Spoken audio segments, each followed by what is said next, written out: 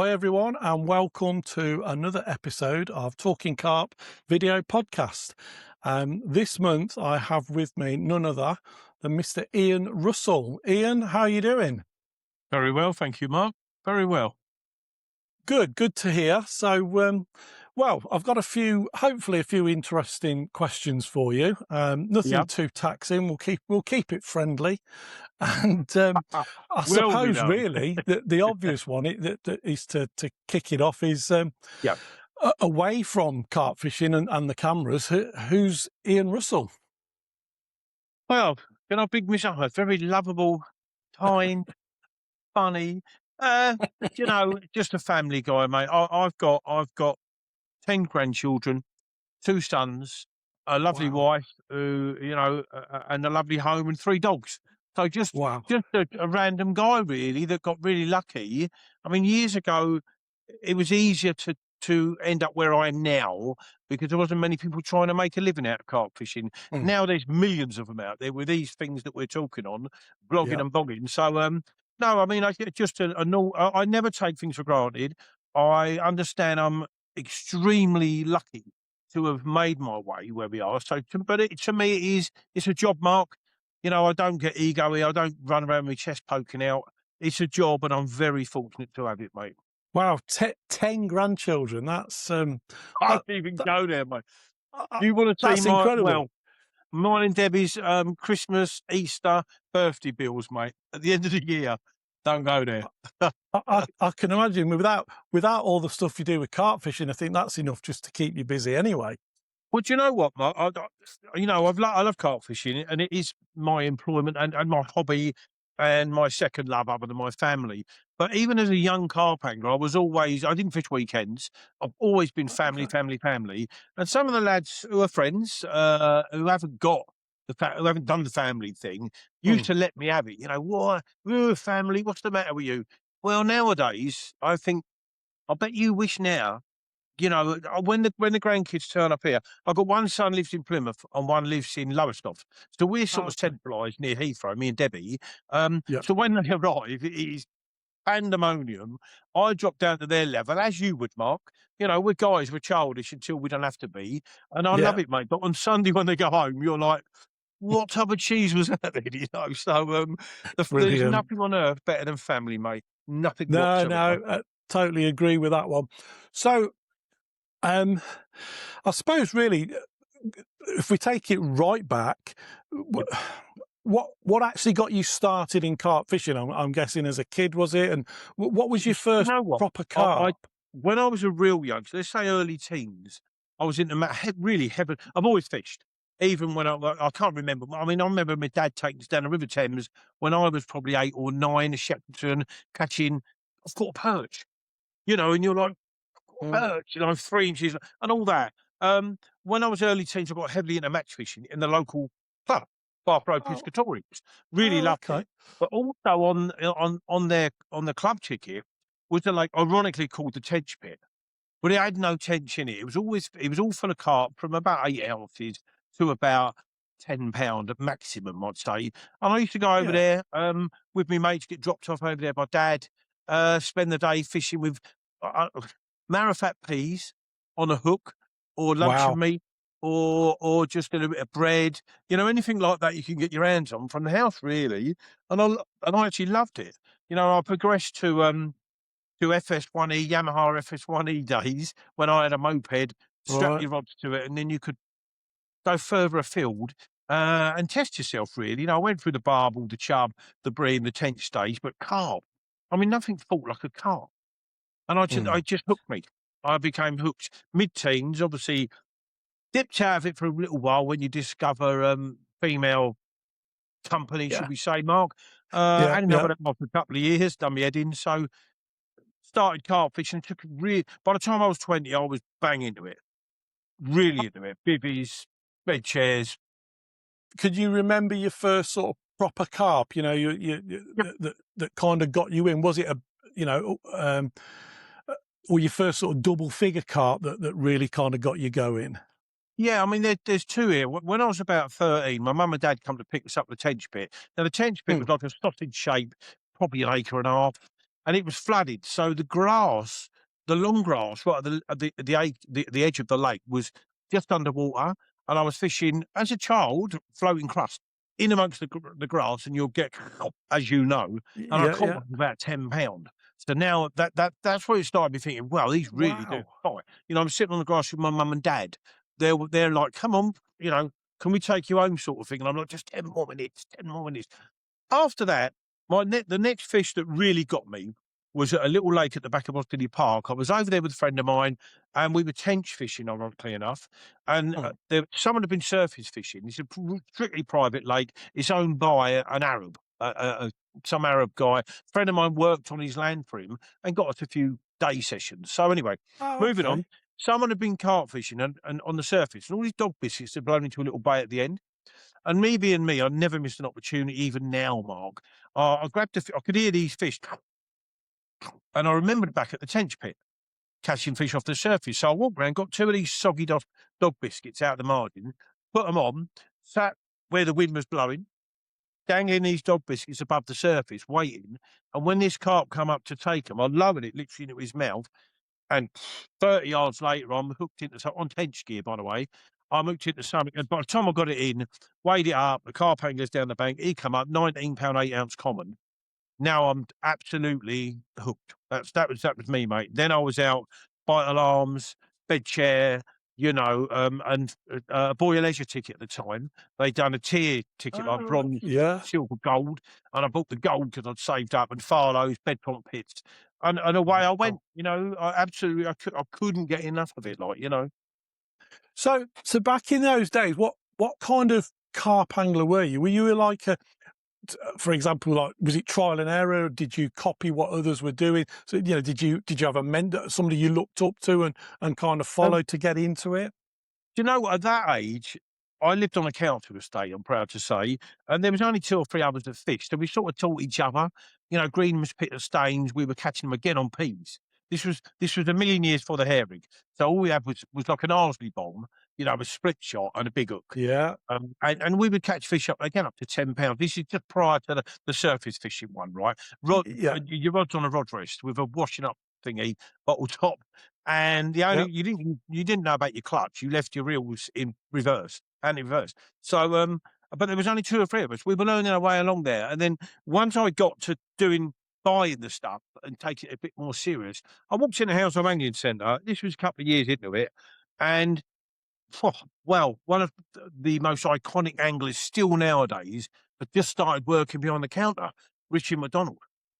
oh wow, Now, I walked in there and, I mean, you walk in and you go, bloody Richie McDonald behind the counter, yeah, because he was to us then. I mean, he still is. Richard's a lovely man, and yeah, it's nice yeah, to know that he got back into it via Cauldron, thought himself out. But yeah, I mean, Richie helped me out loads with bait, talking about rigs. I mean, I was probably early 20s then, really. I'd gone through the EFS 21E stage, I'd come through getting my first Cortina stage, and spreading your wings to listen, not to talk to listen to Richie about rigs. He was at the absolute pinnacle of, if you like, his career.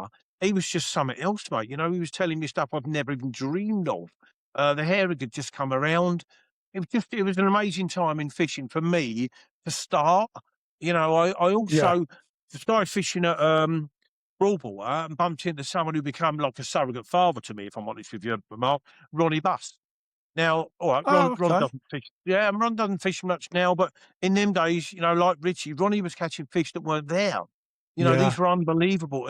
Ron was more into the match fishing side of it, and he would amass 30, 40 fish in a day. And it's like, so I was learning from Richie about bigger fish, and I was certainly learning from Ron about loads of fish.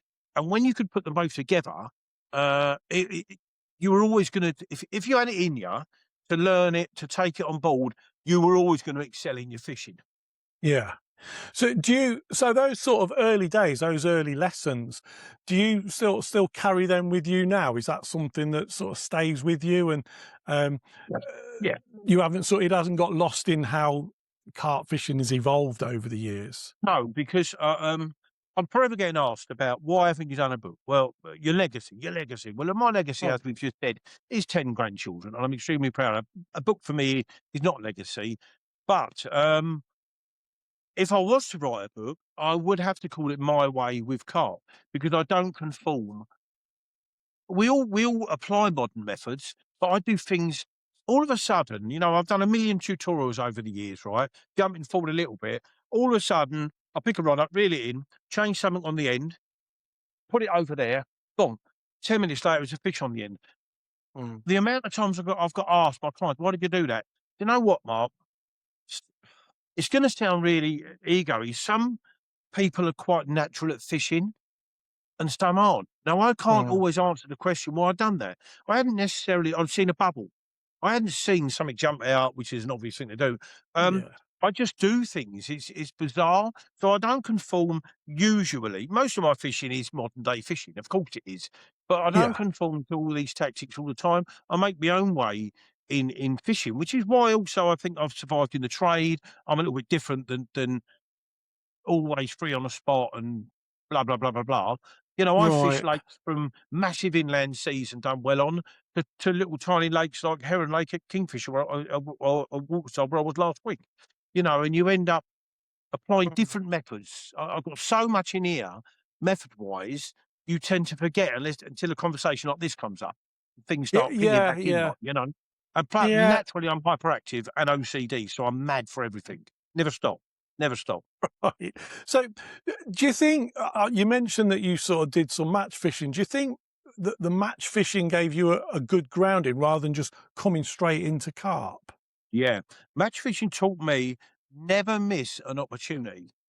Never. Because if you think, let's say your match is 4 hours long and it isn't happening and something you think is going to happen, I've always said to everybody, certainly in carp fishing, you've got 3 rods. Always take the chance. If you come off that baited area for an opportunity over there, you can always go back to the baited area if it doesn't Yeah. work. Mm. Always, and anyone that knows me, if you spoke to them, would tell you the same. I never sit still. If something remotely happens out there, I'm up and on it. And I think I know match fishing as a youngster taught me that. Don't waste your 3, 4 hours. That I never wait. I always fish. That's quite a big line, actually. I don't go waiting. I go fishing. Yeah, that's an interesting point because there's obviously the other school of thought is, we're told sit on your hands. Don't interfere if the rods are on spots and that, just sort of sit on your hands and that. Yeah. But then, as you say, you're still watching for everything. But I think is that one of? Do you feel that that's one of the things that lacks now that people don't watch the water enough? One of the worst things and best things in modern carp fishing is what we're talking on a phone. Mm, You know, I fished the North Lake years ago. Now, two of my friends were already on the Yateley, the modern version, not the battle days, and it took me probably 6 months to mentally adjust to sit on my hands because now I'm fishing for different types of fish than when I go to linear or Farlows, pack fish. Now I'm fishing mm, for there were 3 great big commons in there at the time, and I had to learn to sit on my hands, but there was one interesting thing. Adam Penny was on at the same time as me, and Adam is an incredible angler and a very good friend of mine, a lovely person. Um, and he wrote something in Carpology, unbeknown to me, and I picked up a copy ages later, and he'd written his bit about the North Lake. And do you know what was nice about what he wrote? He said, and Adam's a lively person, as you can understand, and be on a bet. He's up, mate. He misses nothing. He mm, said, yeah. every bloody time I got up in the morning, Chemo's burner was already on. Wow. That to me was again, not to anyone else, that to me was a massive statement. Massive statement. Yeah. And Yeah. I done well on there, sitting on my hands, fish, but I'd done 7 nights on the North Lake, had 7 fish up to just under 48 pounds, Wow. and then something occurred within the lake and they lost some fish, so I never went back. But yeah, going back to that, for someone of Adam's level in my world to write something like that about me, Mm, that was massive, mate, massive. But the day ticket scene, I'll get up in the morning. I'm always up. I'm up at 5 o'clock at home because 'cause I've got 3 dogs, and they wake you up, "Ooh," to go out, like. I'm always up before light. Um, as it's getting like most people's bivvy doors, modern, and I'm not knocking them because everyone goes fishing for different reasons. mm. And the reason the fact that most of them are still in bed with their doors zipped down gives me the chance to see something and move. So I Yeah. don't knock them. We all want something else from it, but I would say 50% of the people on the lake that I encounter, they're just there to be there, and I don't knock them for that. You know, these might have really intense work the weekend or when up well, weekend now, the modern weekend's Monday or Wednesday on most of the lakes, but you know, they work hard, they just wanna be away. You know, I went up to a Yeah. guy yesterday on the manor at Linear. He was only doing a day, and I went up there to bake this day, but I didn't want to refreeze. I said, "Hello, mate. You know, just doing a day." And he went, "Oh, Ian," he said, "I just want to get away from the wife and kids for the day." And I said, "Well, I'm actually looking forward to getting home to my wife," but Mm. I understood exactly what he meant. So, Yeah. yeah, you know, everyone gets different things from it, don't they? So, yeah, like I say, the fact they stay in bed gives me the chance to shift. Yeah, absolutely. It's so when did the when did the transition from being sort of into your carp fishing, when did that transition come to Heathrow bait services? What was the bit Mm. in between that? I was fishing at let me get this right, it's Barlow's. I cast Bedfont pits, done alright on there. We was buying Martin Locks, Savvy Seed, mixed the yellow one, and squid octopus squid koi rearer thingy. And me and my brother-in-law smashed Bedfont pits, to pieces. So now it was like somewhere bigger. So this is when we got we had to get Boyle as your gold card, which gave us Bedfont. But Barlow's for us then was like, Right. Barlow's. We're never gonna catch fish out of there. But it was like, "Do you know what? I'd been dabbling at the Walthamstow Reservoir. I'd been to Waveney Valley on a holiday, and it was time to start. I want to catch bigger fish, you know." Mm. So I started going to Farlow's, and I was buying at the time. It was again, it was solar. It was solar. It was. I don't know if it was solar or Python Lee Jackson pop up mix. I can't remember which order they came in, but I was buying one of them and making my pop ups on the bank or at home with a frying pan with a Ah, frying pan. okay. Now, Yeah. when I these were so polished like ball bearings because you were rotating them in a pan on low heat. They were buoyant. They be. This is what started Heathrow eventually. So on Farlow's, I'm making half-kilo bags, selling them to the lads on Farlow's, and you know what just grew from there. I was making them in the kitchen here. I put up a shed in the garden, then I put up a bigger shed, you know, because I was making leads for people. I was earning a lot of money, got self-employed, you know, I was bouncing Yeah. jobs. In them days, you could leave a job, a proper job, let's call it, at lunchtime and start another one at 1 o'clock, in the afternoon. There was so much work about, so I was never quite Yeah. happy, never quite settled, Mark. Didn't really know what I wanted to do, and starting to making the leads and bait and selling them, it was like, "Right, let's get ready to, you know, self-employed, and let's give it a go." And that I did, you know, I was doing a week on a building site and a week doing my bait and that, and you know, and selling enough, mate. And eventually, you know, I started off calling it Colne Valley Bait Rolling Services, and interestingly enough, Oh, okay. right, but to start that, a lot of things in life, you're right time, right place, didn't you? I've always Yeah. gone a hair full tackle. John and Sue used to own it, which is Leanne's mum and dad, who Leanne owns it now. And I was in there one day just buying some stuff, and a guy came in. I can't remember his name now, but he was rolling bait for Colne Valley Baits. And he said Right. to John behind the counter, "Oh, this stuff's a nightmare." So this was HNB bait, which could be quite difficult to roll at the time. I didn't know that at the time. And I said, Yeah. "Well, you want to roll it, mate?" And I've always been one who's a chancer. I've always been out there. And he said, "Oh, I can't, you know what?" He said, "I ain't got a clue." He said, "I said, tell you what, John, sell me that big." There was a massive boilie gun on the side. I said, Oh, "Sell yeah. me that, um, and I'll roll it. I'll give us it here. I'll roll it for you." I mean, how's that, Richard? I'd never rolled a boilie. I'd rolled pop up, never rolled a boilie in my life. So I got John give me this gun, and he said, "Right, I tell you what." He said, "Take this 10K. That's for the price of the gun. Take the gun, roll that." So I went down to Twickenham, Machine Mart or something, bought a compressor. I went to the tackle shop, bought another tackle shop, got two of the gardener tables that take you 3 hours to put together, and I rolled this 10K a bait. And it sort of started there, really. You know, I couldn't do that in one little shed, and it you know, I could cover it. It would take me all day to cover this, really, Mark. But I ended up with a double garage in my garden. One of them corrugated iron things that a friend of Yeah. mine put Yeah. up with pallets on the floor. A friend of mine who works for Wolf now, Gary Lowe Milky, a Oh, very yeah. good friend of mine then and still is now. He used to own a load of Happy Shopper shops, and the supermarkets had opened up near him and put him out of business. His family, so he gave me the 6 foot freezers. again, it's there's so many lives entwined, eh, that, it's like an octopus legs, isn't it? And you're lucky, right, like the right phone call from Gary, "Do you want these freezers? I'll bring them over tomorrow." "Yes, please." Meeting John and Sue in Airfield, buying a compressor. And it went from there. I was making bake for everybody in the end, uh I called it Wow. Colne Valley Bakebuilding Services. Tim Paisley told me off for that. I was in touch with Tim then doing the pop-ups. My pop-ups were then legendary. I was posting them out of the garden loads, for a certain Yeah. amount and buying loads and loads and loads. Um, I got in touch with at the end because it changed pop-up mixes. Something went with it, and I ended up buying from Bill Cotton. Their pop-up Okay. mix. I'm so old, all these things are lovely to even bring back. You're not even getting a chance to bloody talk, Mark. But, I Uh, was buying you that in carry. 20 key set, which cost me a fortune, but the pop-up mix, well earned it, And then I moved to Harefield in my angling after doing really well on Farlows. I love Farlows. And on Harefield, I met Bob Newman and, God rest his soul, Chris McKendry, who at the time owned Carp Company. Oh, right. Okay. Yeah, so I started, they gave me some doing some pop-ups here, 12 mil yellers, long range fishing, this was when early days of long range fishing, 130, 140 yards. Mm. Milky went on there with me, and they gave me loads of bottle of you could get ethyl alcohol flavours in them days, Yeah. and the best one I've ever used in that liquid was pistache. And they gave me these big bottles of pistachios, said, "Right, make us a load of these, don't matter what it costs, make us a load of these." And we ended up becoming very good friends. They sponsored me with boilies. Then I was rolling their boilies.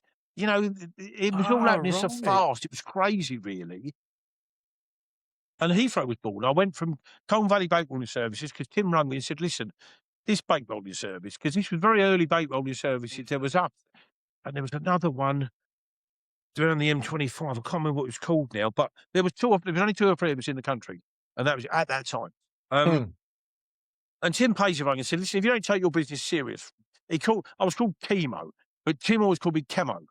But whatever, Chemo, if you don't take your business serious, no one else is gonna. And to be fair to Tim, and I do tell him this, he give me a kick in the right direction to take myself more serious than the Wow. usual Joe Varley and I was like. Not, I was taking it serious, Mark, but not lifting my business up to what it did become before I got Yeah. rid of it. And I changed it to Heathrow Bait Services because I live near the airport.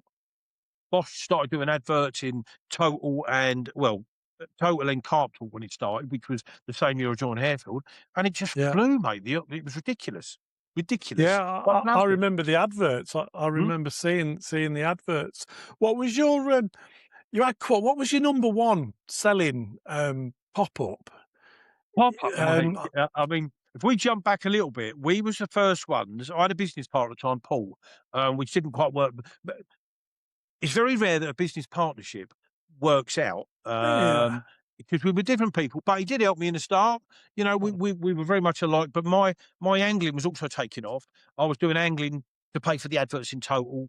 I was writing to Right. pay for the advert in Carp Talk. So I was having to go fishing. So it was all becoming a bit of a, you're always fishing all the time, and Mm. so we parted company anyway. And I forget, oh, right. We were, then I won. I know I'm diversifying here, but it does come Yeah. together. No. No. I You won carry on. Classic Carp of the Year, right? And I Yeah. just after Harefield, and I started making pop-ups in tubs, Heathrow Bait Services. Yeah. Gardner started distributing for there was us, and I think Lockie were the very first people to put them in pots. Mainline were doing Right. them under some, yeah, well, Mainline were doing little packets under the Zen and Bochco name. Yeah, Yeah. so Yeah. Yeah. My what turned out to be the most favourite, and everyone else, there was 2 really, if I can split that, pineapple pop-ups, or was pucker pineapple I called them, and the Indian spice.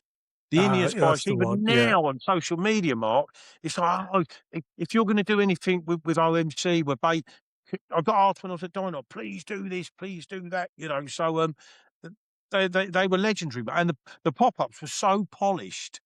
They were incredible, mate. Mm. Incredible looking, which caught the angler, not Yeah. I necessarily mean, the cup. that. See, yeah, the Indian spice. That's the one I remember. That's the sort of particular one. As I say, I Yeah, remember all the adverts in the magazines and yeah. stuff. So what happened? What whilst you were doing that, and you were, like you say, you were still fishing as well. Yeah. So were there still other sort of influences in your angling that sort of took you in the direction I suppose, that led to where you are today with OMC? You know, what was the breaks that you got with companies and for Well, being with them? the first break, I mean, being on Harefield, Chris McKendry was bored with Carp Company, so he gave me his shares. So for about 3 years, I owned a third of Carp Company, which was when Oh, I was on okay. Harefield and started on Summerlees. I was, as well as rolling the bait for 'em and charging my own company because I was working, Yeah. I owned a third of Carp Company for, let's say, probably 3 years.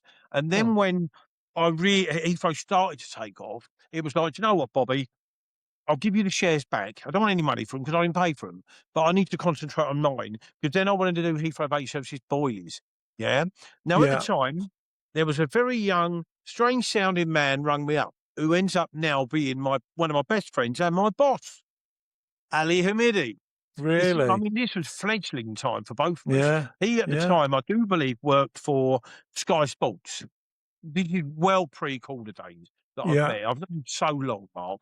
I think he was working at Sky Sports, and he was doing writing for Tim Paisley in Carp World and some for Crafty Carper as well, right? Right. So he rang me up, and he said, "Hello, Ian, how you doing, mate?" I said, "Yeah." I thought it was a customer. "Yeah, I'm all right, buddy."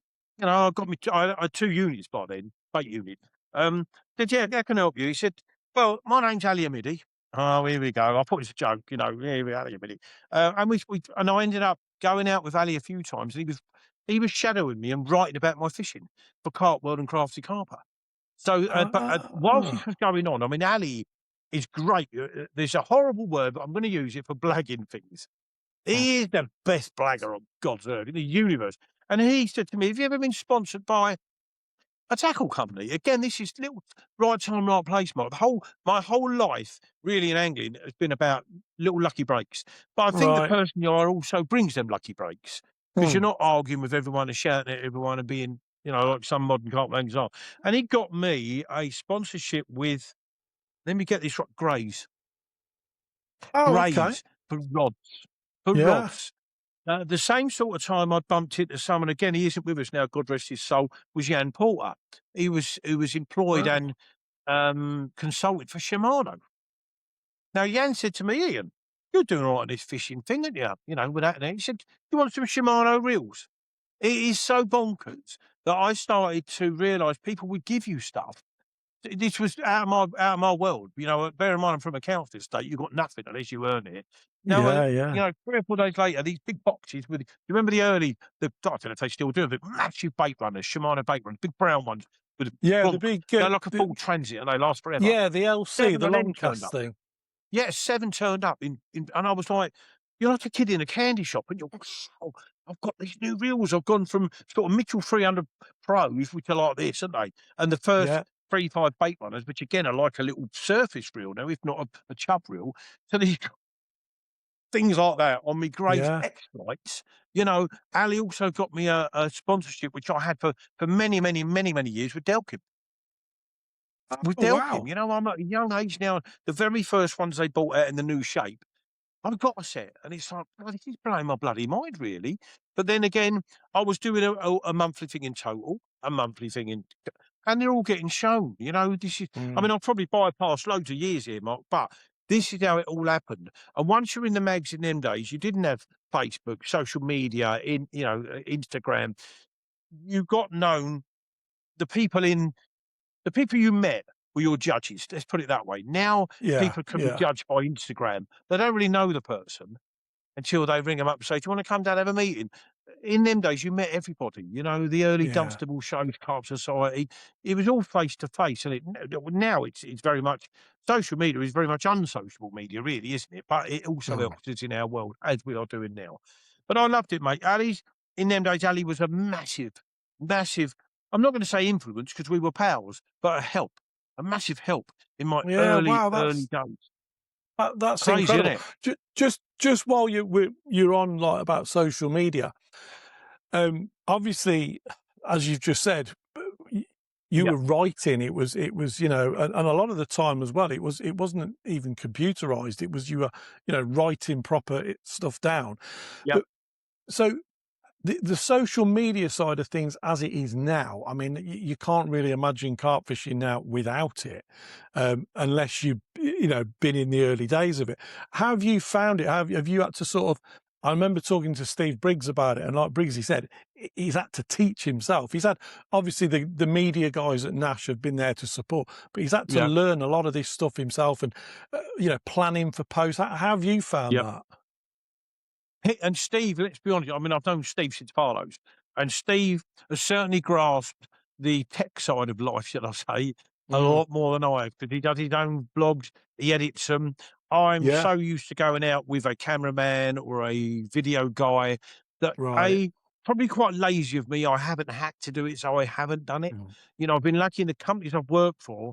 I've always been shadowed by someone right. who can do all that, Mark. You know, and now, I mean, I drive Ali mad now. Do this, tap, tap, you know, tick this and it's like, Ali, Ali, Ali. Ooh, this is me you're talking to.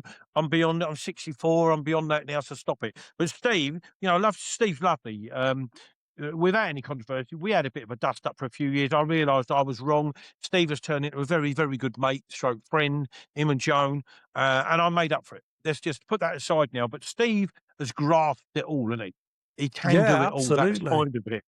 But Do I think, yes, if you can get, let's take social media, the negative and the positive, 50-50 each, really. But I think the negative, if you allow it into your head, is more than the positive, if you allow it, mm, because of the people that, Ali, how on earth Ali doesn't react more, I do not know.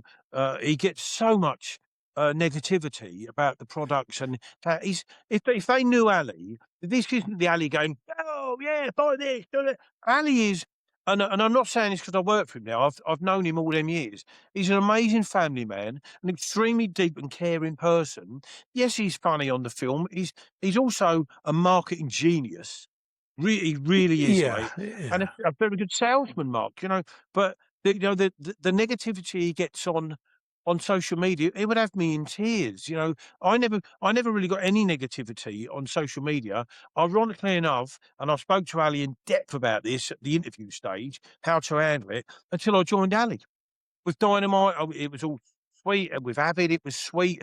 I joined Ali, and obviously the knives come out, and I'm not granite. It upsets me. I sit and talk to Debbie Mm, about it. I've rung Ali on occasion saying, mate, I need to answer these, but I would be answering them, Mark, with the council estate Ian.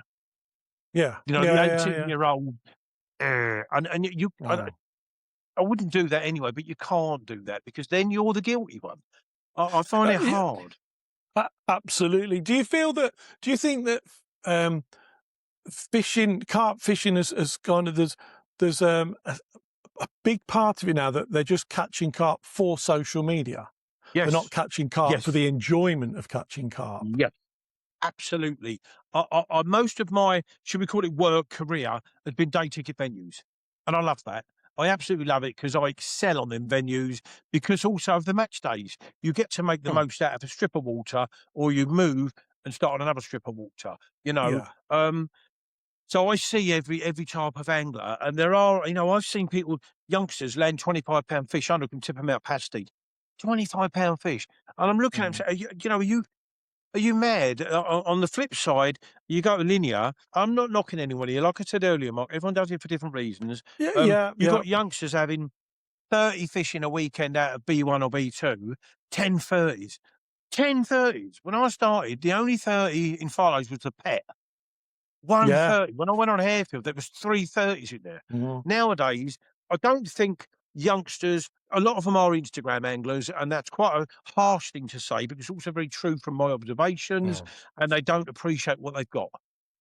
They really don't. It's all about numbers. When you walk around linear, when I fished the Eightley, Foxpool, places like that years ago, where I cut my teeth, even Yeah, Farley's, your mate would come up, sit there with a couple and say, "Seen any? Have you seen any?" Saw one mm. yesterday evening. Nowadays, the first question is, "How many you had then? How many you caught?" And it's like, My God. And I've probably better than some in my position at my age. I think I've adjusted, not so much with the tech, but with the mindset on these lakes. I've adjusted very well Yeah. to cope with that. But it's become, and it's a fantastic place to be because it enables people like me to still earn a living out of carp fishing at my age. Carp fishing's grown massively. The lakes are prolifically stocked. Bait's Mm. fantastic. The fish are growing well. The water's clear. The weeds growing. It's never been better carp fishing. But it took me a long while to get my head round. How many you had then? You think, bloody Uh, hell. So yeah, Ian, you just mentioned tech there. I thought I'll just Yeah, quickly pick up on that because it was something I'm going to talk about. I saw an interview recently that Crowe had done, yeah, and I think he'd read somewhere or somebody commented on something about if you catch a carp with a bait boat, you should tell everybody you caught it with a bait boat. yeah. Are you how much pro or negative tech are you? Does it make a difference? Do you care?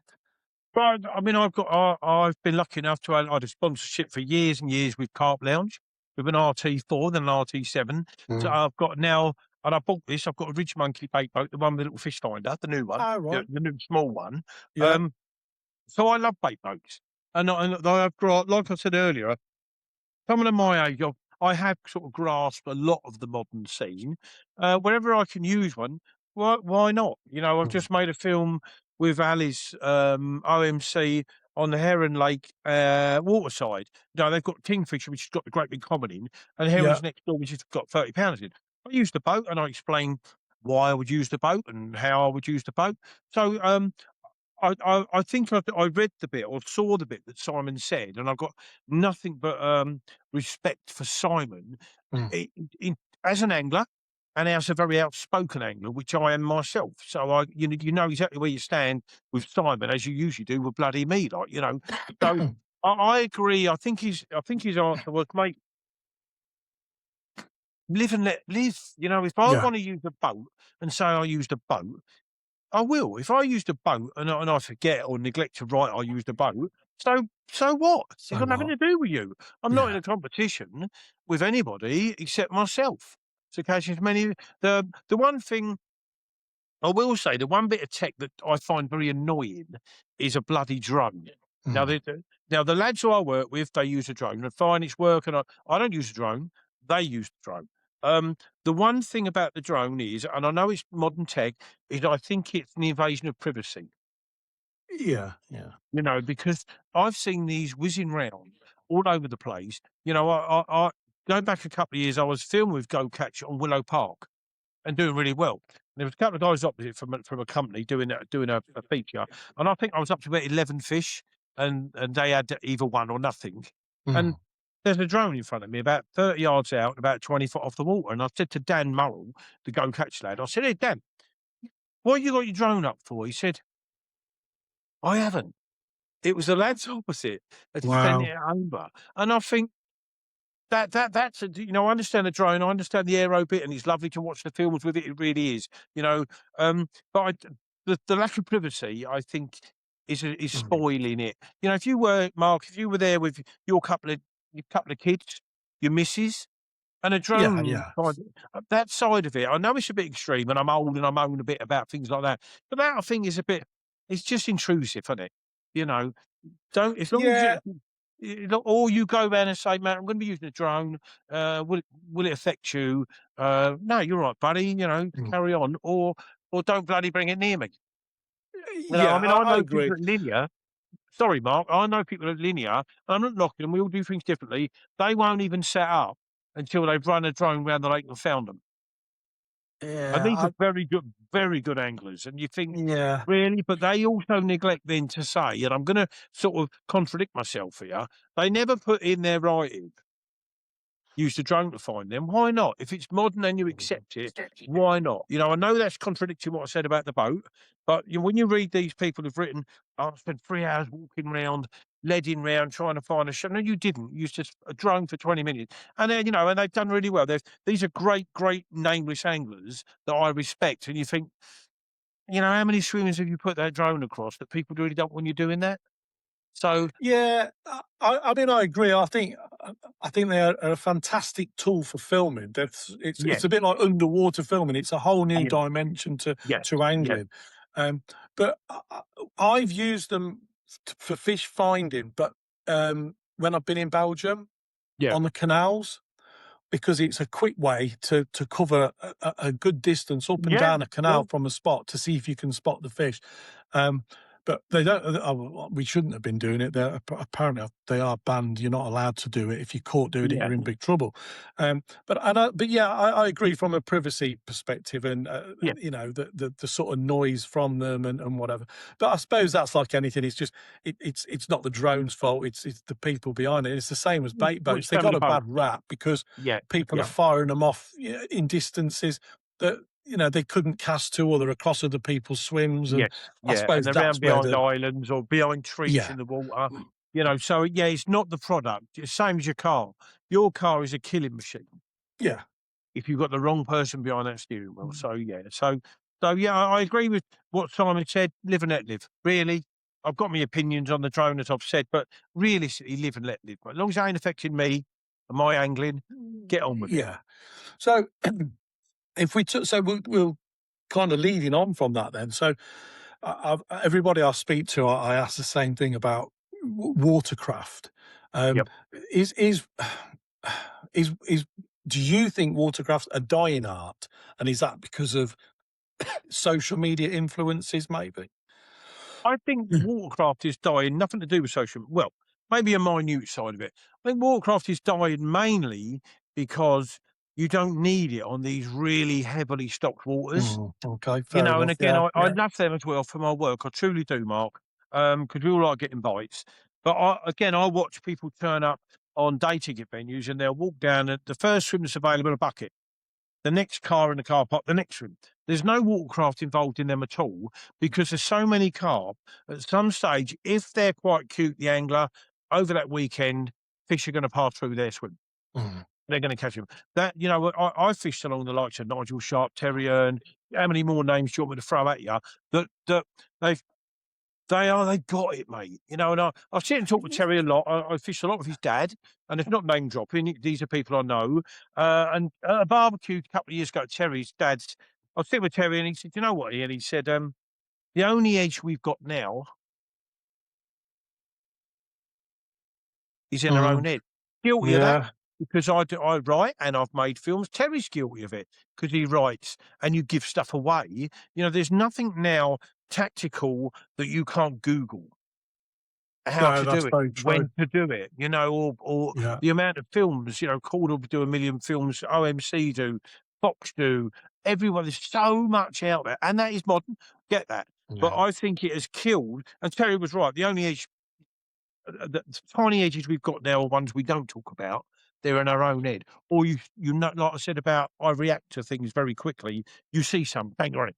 yeah, yeah. The modern carp anglers who've dropped their bucket in the first, second, third swim, they're not gonna see them little bits because they're not tuned into it, Mark. Yeah, yeah. No, I understand fully what you're saying there. Um, just one question I missed really when we were talking about Heathrow bait services. What happened? Why did you step away from Heathrow? Why what was that influence and decision there? I had an Arab offer me £3,000,000, so I sold it the same day and never looked back.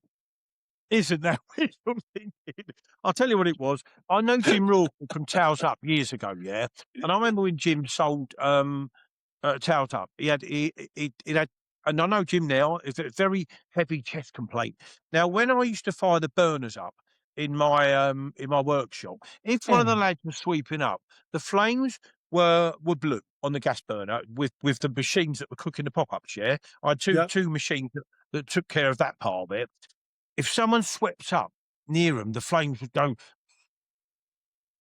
bright orange. So all them bits are in the air, and I mean, the revelation was, it sounds a little bit holy, a little bit biblical. I was there one day and we had big metal doors, bang, and they had a gap like that in them.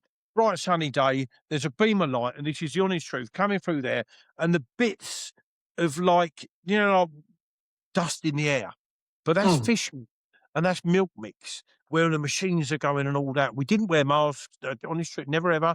And I thought, "Do you know what? I'd already had like when you get a chest complaint, then, or if someone pushes you a chest mark and then releases it, that's what it was like." And I thought, "Do you know what? right. I said, "No, I'm not having this." And I spoke to the missus who was running the office for me, um, and it was like, "I tell you what, we're gonna sell it. Snap decision, we're gonna sell it." I had 3 lads working for me, one of them's still selling bait, Sam Healy, whose dad used to own Atomic. And I Oh, said, "I'm gonna okay. sell the company, lads. You can stay on whenever I find a buyer if you like." And I got lucky, mate. Nigel, who used to own Rigmarole, was a good friend is a good friend of mine. I used to Yeah. make tons of bait for the rigmarole crew, and I mentioned to him just Ah, passing, and he said, "I got asked the other day, a young couple from Biggleswade, do we know any bait companies for sale?" Within a month, we'd had the lawyers involved, solicitors involved. I'd met the 2 people that bought it, which remain nameless now because they sunk it out of sight in a couple of years. But within 2 months it was sold, the money was in the bank, wow. and I'd moved on. I went to Yeah. Gardner, who was my distributor at the time, and Waterside, who God rest his soul, Mitch Smith, who passed away, last year or early this year, last year. He was my connection with Waterside. These were my yeah, these Right. are my distributors. Really, we had in-house accounts, which I also told, and I told the 2 sets of distributors, "God, I'm out." So Wow. yeah. So they have the full history of Heathrow bait services. So in terms of your angling now, how much do you get time to fish for yourself for pleasure, like, or is that not something you're Well, interested I'm in? laughing, not at you. I'm laughing at that because people say to me, and I am living the dream in my mind because it's exactly what I want to do. Even Mm. I would never retire. I've said to Ali, the only time I'll leave OMC, I'll be in an urn. You know what I mean? So I will keep going and going and going as long as they want me there. Um, I get very little personal fishing time. Any of Right, my personal stuff is Monday to Wednesday. I never fish weekends unless it's a charity event, which I do a few throughout the year. right, okay. I've just left Total Carp after 33 years. It's got new owners, and it didn't really work out with us with the new owners, so I left. That's 33 years I was with Total Carp, Wow. and I've gone elsewhere to cover that income. Um, no, I don't get much, Mark. I get more in the winter, which is what I'm doing at the moment. But throughout the summer months, loads of tutorials. I do 2 lots of filming every month, which is 48-hour trips every month. So Right. they and bear in mind I only fish in the week. So I'm trying to get tutorials, which is a good part of my earnings as well. You Yeah, know, the filming is part of my wages with Ali. I yeah. do shop days. I am I earn all I plot all my own work. If Right, Ali okay. doesn't want me, I will find work within the Right, fishing okay. industry. Not that it conflicts with Ali, because I wouldn't never do that. I never have done it with Dynamite or Avid. But my diary, Mark Coulson wrote about it years ago when he was editor. He said, "I've never known." We done a feature in the mag once about my diary. I still Mm, keep a paper diary because, again, I'm not very techy, and if I lose my phone, I'll lose my bloody diary. But Mark, we done a feature based around my diary, and yeah. he said, "I've never known anybody." Come December, I'm thinking, "What am I going to do? Workbook." By the end of January, now I'm fully booked up till probably June or July with Wow. tutorials, filming. I'm now scrummaging around trying to find 24 hours to fit people in. But I mean, Wow. obviously, OMC always takes first dibs. Yeah, yeah. And then it comes to I've got one trip in April to Zumba in Croatia Oh, with yeah. 3 of my friends. That's the only thing other than a personal holiday to Cyprus later in the year that I've got for myself. The rest, I fill all my gaps. And it's ironic because I spoke to Dan yesterday, Dan Murrell, who runs the Go Catch, who also was an editor of Total Carp. Um, and I mentioned, I'm bloody busy, mate, because we was on about trying to get a filming trip to Johnsland in Devon. Oh, Again, yes, we've done yeah. it twice, and we'd like to return to see how it's blossomed in the 3 years since we've been there. And I said, he said, "Ian," he said, "I've never known anybody in our world busy themselves as much as you in the fishing world, mate." So I feel it. So a lot of it's my own fault, really, Mark. But Right, I yeah. try and keep. I've already booked 4 consecutive 48-hour trips through Go Catch on the Manor next November. Wow, bloody Because if I hell, that's don't book stuff like that, I'll end up booking something else. You yeah. know, and I wanna do another winter campaign on the Manor at Right. Linear next winter. So I've got a syndicate lake up in the Cotswolds. I paid a lot of money for, didn't get it for nothing, a lot of money. I've done 4 nights, and you think, now if I don't join that this year, I know I'll never get back, and it's Rich Seed's place. I've known Rich a long time, and Okay. Yeah. I waited a long time for the position to come up. So I didn't cheat. There was no jumping. I waited. He runs a straight list. But I think, I don't know if I can join again with the amount of money involved next year. 'Cause I've done 4 nights, Wow. and Do, it's a phenomenal place. It really is yeah, special, but but it's an expensive session, that is, isn't well, it? You know, yeah, 4 well, nights. it's £750, so it's £375 for each 2 nights. And I know Mm. it's worth having these tickets to put them in the drawer, but, I'm not a child, I'm 64. I can't be throwing. I'm not 30, Mm. throwing money all over the place, like, to make. I've got to carefully, consider. I've got Debbie to consider, I've got Yeah. family, we've got cars, we've got that. Life. We've got life. Yeah, absolutely. Do you feel that that's a bit of a misconception that people have about pro anglers, anglers that, full-time anglers, that they think that you get it all, it's easy because you get it all for nothing? I will say about other, let's call them full-time anglers, there's very few that book work like I do, to get that out of the way. Most of the people that I know in my world just go fishing. Literally go Mhm. fishing. They don't do tutorials. They do once, like Terry, once every few months they do a filming trip.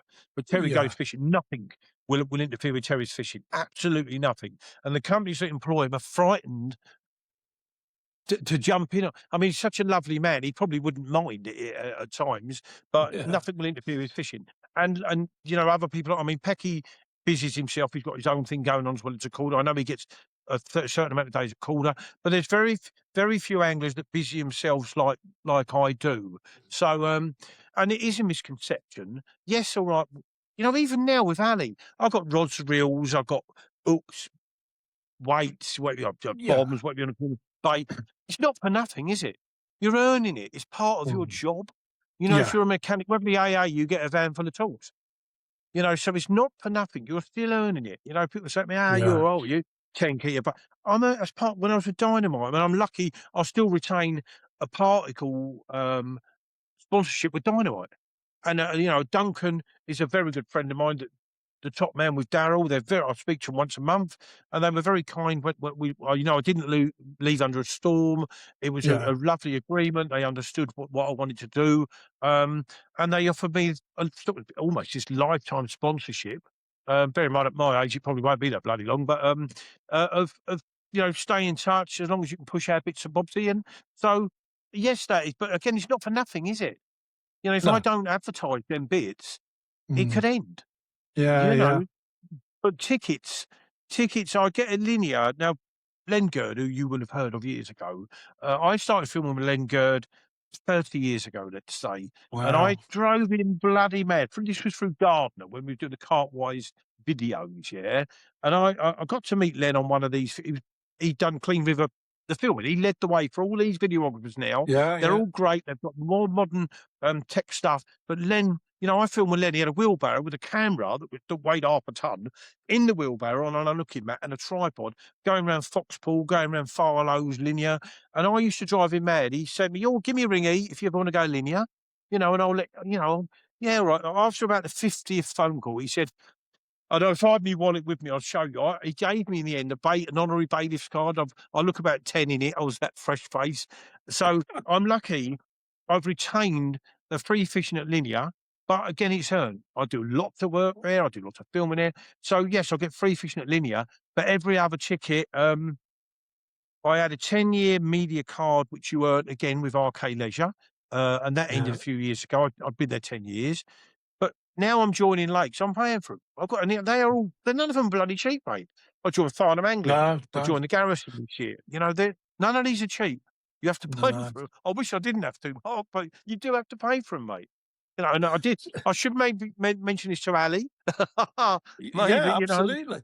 Yeah, he I know might. the answer before I ask the question, but Yeah, it is a misconception. Some might get it. I certainly don't. Mm. You get little bits like I say. I mean, Mark at Frimley always says, "Come over and do a few days whenever you want," which I'm very lucky because obviously you know the history of Frimley. It's Mm. full of carp that can't fit in this screen. They have to do that. So he does it because I joined Mark. I paid Mark to fish there, which is quite a lot of money, and I was waiting for a hip replacement, so I couldn't go. And Mark, I've got to know Mark really well. I always do the charity event, have done for years, and I've always said to him, as long as I'm above the ground, I'll do it because Yeah. they auction you off and it's for the hospice. But Mark's always been kind enough to say, look, I know you're not going to be alone. Like Levy isn't there a lot at Frimley, Mm. but when you want to pop over occasionally, give me a buzz and come over. So I'm lucky there, but the rest of Yeah, my that's tickets I'll pay nice. for. Yeah. What do you get? Um, I suppose the word is bombarded with people asking how to get what you've got. How do they get sponsored? Again, when I started, there was very few people chasing it. Because you didn't have this. Like I said earlier, you had to write. I Mm. was writing articles. I've done 2 sets of articles for Tim, Harefield Summer, Harefield Winter. I took days and days writing out, and loads of paper, Yeah. loads of photographs down the chemist, post them off, hoping that the postman doesn't bloody lose them like they had done in the past. And also for what was at the time Jim Foster started Catchmore. No, it was Tim Hodges started Catchmore Carp, Yeah. and I was writing for them. This was in 1990. I'm writing for Tim Hodges, and then Wow. Tim sold the magazine to David Hall. I know this is diversifying a little bit, Mark. Yeah. Tim sold the magazine to David Hall, who employed Jim Foster, who is a genius with marketing as well. The magazine was flagging because it was called Catchmore Carp. Jim changed the name to Total Carp. You know what I Mm. mean? So, Yeah. um, Yeah. it was easier in them days because there was less of you to be noticed. Nowadays, every youngster is bombarding the companies with blogging, but the companies watch very Yeah. closely, because they do not choose you if you've al that Instagram and Facebook will also give you up as a bad apple because of your Yes. attitude, Yeah. and the grapevine will do that as well. If I asked about a certain lad who's in his 20s at Linear, I'm gonna get an honest opinion from the bailiffs, and most of them on there, probably you wouldn't want to entertain and employ. You'll put their Mm. stuff up, but you can employ them. So, Yeah. I get Yeah. asked every week, 2 or 3 times, at least 2 or 3 times every week, a question, Ian, if and it's like, "Mate, just be honest, be nice, be Mm. respectful, post all your fish, and you'll get noticed. If they want you, they'll come to you." Yeah, yeah, rather, yeah. I mean, there does seem to be you'll get the ones that's, send send me your stuff and I'll I'll put it on my Instagram kind of thing. It's like that Yep. just doesn't work anymore, does it? You've really got to be a bit special in those terms. Um, Talking about gear, I mean, you're with obviously OMC, who you know absolutely incredible rise really with and not just on carp gear, their diversification into like for the predator fishing and stuff I've seen on their Yep. social They've only media. been going 4 years, Mark. 4 Yeah, years. yeah, that's what I say. I mean, it is an incredible sort of rise through. So in terms of the kit you're using now, I presume is obviously it's all OMC stuff. Have you had any input to Yeah. the sort of development of that as well? No. Okay. That's the honest truth. Everything that OMC my it's a verbal contract with Ali because he's not just my boss, he's a very close friend. So we didn't Mm. have to script paper down. It's a verbal agreement. The agreement is if OMC do it, I use it. So I've got Right. Fox Okay. buzzers, I've got a solar bed chair because we don't do that, and if and when they become in our range, then I'll use them, Yeah. So, Yeah. but most of the majority of what I've got now, clearly, it's OMC, Yeah. and full credit to Ali and his team. This isn't all about one man, although Ali is tireless. I mean, this week he's in Dubai. Yesterday, I had 5 phone calls. He's in Dubai with his family, and I say, "Mate, go and lay in a swimming pool with a pina colada or something. Get your shorts on." But, his work ethic is second to none, Right. absolutely second to none. But he's got a massive team behind him, family members as well. So it's it it and obviously the investors. I'm not going Yeah. to say who they are, but it's quite common knowledge who a couple of them are. Yeah. It will not fail. And it must scare some of these other companies, A, because it's Ali, and they know he's on it, mate, he won't give up. He's like a bulldog. Seriously, he will not give up, Yeah, I mean, ever. in this day and age, it's a brave decision it's a brave decision just to open a tackle shop, let alone start a brand. It's, Yeah. it's a big ask, isn't it? So, what do you think? Obviously, the stuff you read now, and some of the films that are out there from various companies. I mean, I look at those now, and I look back to when I started carp fishing 40+ years ago, and what I see now is it tells me that back then I should never have even caught a carp Yeah. because of how things are. Do you see, how far do you see things transition, or are you seeing this kind of revolution where we're kind of just the same thing's been reinvented and over, Yeah, I think a lot of and it not just in terms of rigs, but yeah, I think a lot of everything it now, you're really? almost treading water, aren't you? Mm, You're waiting. I mean, Ali, to be fair to him, he's got a lot of also ran products. You've got to do that to build a following of your brand. Of course, you have. yeah, You've got to do all the little bits and bobs, but he has got some gear. You think you're a weird sod, but they sell. Some good things. That little bait mate grinder, it got slaughtered, but going on Temu and mate, I've got one. And I've got one in my carp shed and one in the van in the barrow. They are incredible. They will reduce tiger nuts to dust. I've had wow, all the old grinders when I had the company, and you had to buy the top level chef grinder, or yeah, you're buying one every month.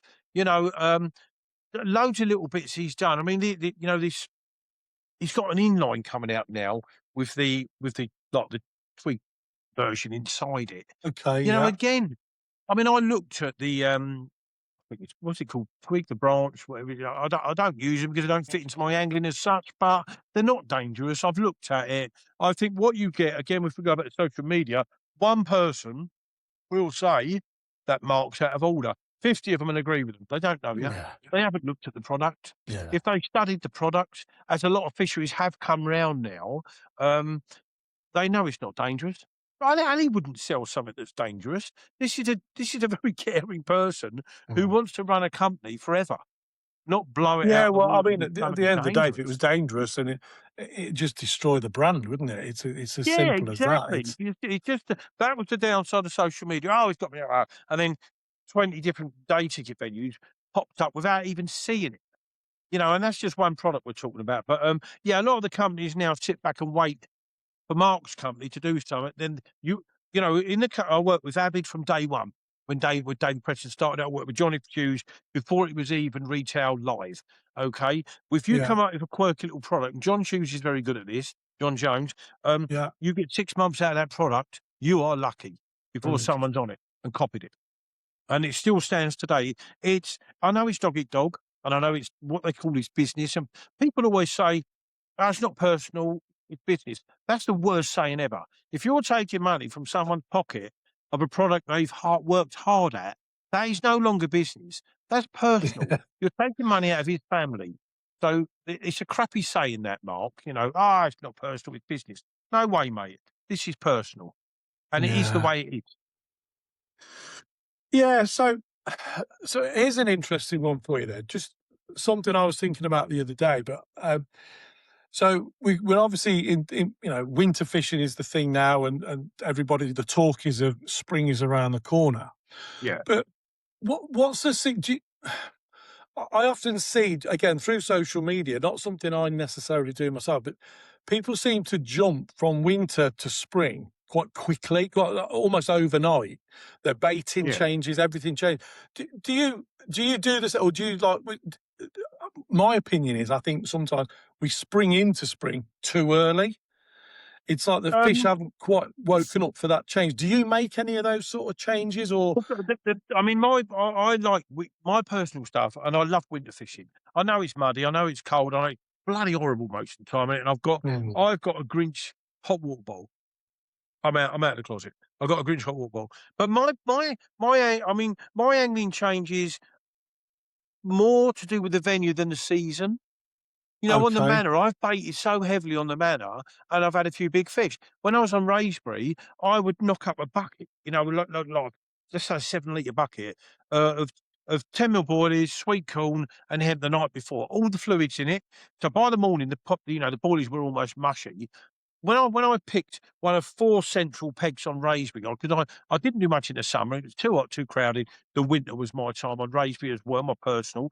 When I got into one of I had 4 pegs that I could almost reach the same area from each of them, or at least from 2 of them. If I get in Yeah. one of them, that bucket was straight in the water before I even cast out, and then I would go to the van and knock up another bucket for the next morning. So I Right. fed even when I caught Mike's pet in January, ironically enough, it was £54. That was over about 8 or 9 key a bait in January, and Wow. it was so cold. When I'm messing around, I had 3 other fish with it, lost a couple. When I was holding that fish, do you know what it's like? I'm like, "Jesus, bloody hurry up with her." My hands were blue. It was that cold, and they're out there munching. I'm a and like it is venue related, Mark, you know. Right. Some of the venues, when I fished Harefoot in the winter, it was single pop-ups in the middle where the fish stayed. We didn't have bait pockets in them days, to be fair, or bloody spoms or spots, but it was single yellow pistache pop-ups. Now, Yeah. most of the venues I go on in the winter are quite heavily stocked, and I will feed them. And Okay. there will be situations, you know, Heron last week, I was using a little boat. I had one rod on the lick, just a handful of corn and 10 mil boilies, and the other rod was on like half a pint of red maggots in the boat because you're allowed to feed them there. And I had a 34 on the yellow pop up on the corn and the boilies, and I had a double and lost one on the maggot. So, but Wow. I reduced the bait down, if that makes sense. The Yeah. manner I Yeah. went for it, because I knew I'd try and I booked the same swim, consecutive weeks, and Raisby, I only need, like I said, I only needed to get one of them 4 swims, and out it went, mate. And I've done it, you know, again, it's your own trumpet. I've done exceptionally well in the winter. One New Year's Eve, I was next to a mate of mine, Jake, the chef. Um, there'd been 5 fish out of the swim. He got in, he beat me to it, the bugger. So I went next door in one they call the diving board. Long range, 28, 29 wraps. I put a bucket out with Jake next door. We done 3 nights in the end. Jake next door had nothing, doing the same, not a reflection, fantastic angler and a very good friend of mine. And I baited in the swim that they hadn't shown, and they were still showing where he was. Never had a bite. And I had 13 fish in 3 nights in Wow. Raisbury, and I had a 36 pounder. It was funny because it almost went over his head. At 11:45 on New Year's Eve, I was there, and I had a bite. Played his fishing. It was a big linear, one of the big VS's, 36, 37 pounds. Got it in, woke him up. I said, need to. As we were doing a little film, all the fireworks were going off for midnight. And I said to Oh, Jake, wow. who told them then? He said, what? I said, who told him I've got to fix it with the fireworks? And it took him about 30 seconds to say, you know, Very but good. I had 13 fish that trip, and it was so cold, it was obscene. So they're still eating. I'm sure on deep lakes like Raisby, eventually, if that cold gets down to the bottom, they might slow them. But I'm a great believer if there's a lot of fish there, a lot of big fish, feed them and keep them going, mate. Yeah, that's really interesting because again, that's a lot of stuff we read and hear about winter fishing. You know, it's singles and Yeah, mouthfuls of bait and whatever. But yeah, I say that's a really interesting approach that you have. I think maybe as we go from spring into summer, we'll get back on this, and yeah, you can give us your feedback on that as well. So, Ian, it's been absolutely. I've got so many more questions. I mean, we haven't even really talked about your personal fishing on a level with rigs and that kind of thing. But I think yeah. if you're in agreement, we'll keep that for another time. I think I would love to. the historical journey has been absolutely amazing, and there's even more I know that we could chat about. But yeah, it's been absolutely fantastic to have you on the podcast, and thank you so much for your time. And as I say, I You're really very welcome, hope mate. hope we can do this again. Well, when you want it, give us a week's notice and we'll sort a date. I love this. I'll end up, it'll be daylight before we finish, Mark, like I say, because I never stop gassing. But thank you for asking me on. I thoroughly enjoyed it. You're a really lovely fella. So whenever you want me back on, I'm your man. Brilliant. Thank you, Ian. Take care, and I'll speak to you soon. All right. Cheers, buddy. Thanks, mate.